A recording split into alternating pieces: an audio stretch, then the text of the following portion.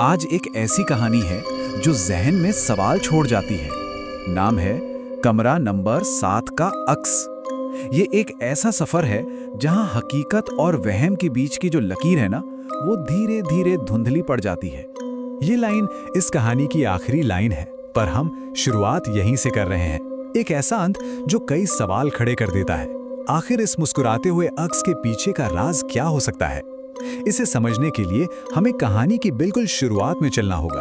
तो चलिए चलते हैं कहानी की शुरुआत में। एक नई जगह, नई नई उम्मीदें। पर किसे पता था कि ये शुरुआत एक ऐसे मोड़ पर ले जाएगी जहां से शायद वापसी मुमकिन ही नहीं थी। कहानी का मेन कैरेक्टर है आरव, राजस्थान के सीकर का एक आम सा लड़का। साल था 2019 और उसे इंदौर के एक इंजीनियरिंग कॉलेज में एडमिशन मिला था। जाहिर है वो बहुत एक्साइटेड था। पहली बार घर से दूर अपनी जिंदगी की नई शुरुआत करने जा रहा था। आरव का हॉस्टल, या यूं कहें कि पेइंग गेस्ट अकोमोडेशन, कॉलेज के मेन कैंपस से थोड़ा बाहर था। एक पुरानी 3 मंजिला बिल्डिंग। कैंपस से ये जो दूरी थी ना, वो शुरू से ही एक हल्के से अकेलेपन का एहसास देती थी। उसे कमरा मिला नंबर 7, दूसरी मंजिल पर, कॉरिडोर के बिल्कुल आखिर में। वार्डन एक बुजुर्ग महिला थी जो ज्यादातर खामोश ही रहती थी। चाबी देते वक्त उन्होंने आरव को एक अजीब गहरी नजर से देखा था, और कमरे के अंदर दीवार पर एक पुराना, थोड़ा सा झुका हुआ आईना टंगा था। और अब कहानी उस हिस्से में पहुंचती है जहां से रोजमर्रा की चीजें धीरे धीरे, बहुत धीरे धीरे अजीब होनी शुरू हो जाती है। पहले 2 हफ्ते तो सब नॉर्मल था, कॉलेज लाइफ बढ़िया चल रही थी। पर तीसरे हफ्ते एक रात आईने में कुछ बहुत अजीब दिखा।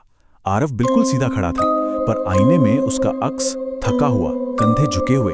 इसके बाद तो जैसे अजीब घटनाओं का सिलसिला ही शुरू हो गया। बंद कमरे में अचानक कुछ जगहें एकदम ठंडी हो जाती थी, और देर रातों में किसी के कदमों की हल्की आहट सुनाई देती जो ठीक उसके दरवाजे के बाहर आकर रुक जाती।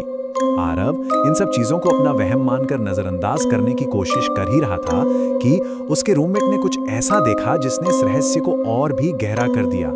एक सुबह उसके रूममेट सौरभ ने उससे ये डरा देने वाला सवाल पूछा। ये एक ऐसा सवाल था जो इशारा कर रहा था कि आरव कुछ ऐसा कर रहा था जिसकी उसे खुद को याद ही नहीं थी। जरा सोचिए, आरव की याद और सौरभ की हकीकत में कितना बड़ा फर्क था।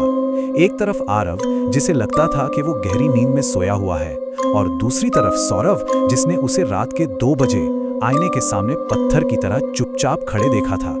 सौरभ इतना ज्यादा डर गया कि उसने फौरन कमरा बदल लिया। अब आरव उस कमरे में अकेला था, या शायद अकेला नहीं था, वो उस आईने के साथ अकेला था, और इस अकेलेपन ने उसके डर को कई गुना बढ़ा दिया था। अब कहानी उस मोड़ पर आ गई थी जहां सिर्फ अजीब एहसास नहीं, बल्कि सीधा आमना सामना होने वाला था। जो डर अब तक बस परछाइयों में छिपा था, वो अब सामने आने को तैयार था। नवंबर की एक सर्द रात, घड़ी में सुबह के 3:30 बज रहे थे। आरव की नींद अचानक टूट गई। ऐसा लगा जैसे किसी ने उसे जगाया हो, पर कमरे में कोई नहीं था। कमरे में घुप अंधेरा था, और तभी उसकी नजर आईने पर पड़ी। उसे साफ महसूस हुआ कि अंधेरे में आईने के अंदर कुछ हिला है, एक परछाई। वो परछाई धीरे धीरे आईने से बाहर की तरफ झुकने लगे। ऐसा लगा जैसे वो शीशा कोई दरवाजा हो और वो उसे पार करने की कोशिश कर रही हो। आरव अपनी जगह से हिल भी नहीं पा रहा था, जैसे उसका शरीर जम गया हो। और तभी एक आवाज आई। ये कोई ऐसी आवाज नहीं थी जो कानों से सुनी जाए। ये आवाज सीधे उसके दिमाग के अंदर गूंज रही थी। एक ऐसी आवाज जिससे बचना नामुमकिन था। और उस आवाज ने सिर्फ एक बात कही, अब हम एक हैं। उस खौफनाक रात के बाद आरव को एक ऐसा सबूत मिला जिसने ये साबित कर दिया कि जो कुछ भी हुआ वो कोई बुरा सपना नहीं था।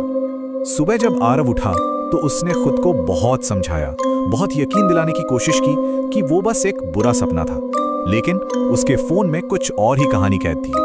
उसने कांपते हाथों से अपने फोन की गैलरी खोली, और वहां एक तस्वीर थी, उसी रात 3:47 पर खींची गई।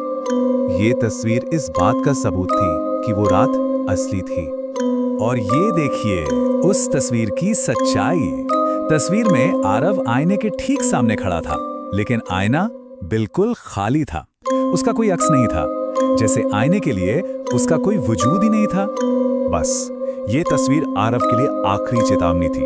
उसने फौरन उस फोटो को डिलीट किया, अपना सारा सामान बांधा और बिना किसी को कुछ बताए उस हॉस्टल से भाग निकला।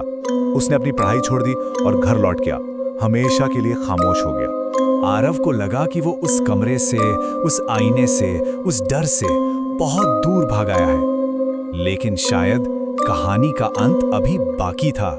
घर लौटते हुए ट्रेन की खिड़की में उसने अपना अक्स देखा। सब कुछ बिल्कुल नॉर्मल था, सिवाय एक चीज के। खिड़की में जो उसका अक्स था वो मुस्कुरा रहा था। तो सवाल ये उठता है कि क्या आरव सच में उस कमरे से बच पाया था, या फिर उस कमरे का एक हिस्सा हमेशा के लिए उसके साथ ही आ गया था।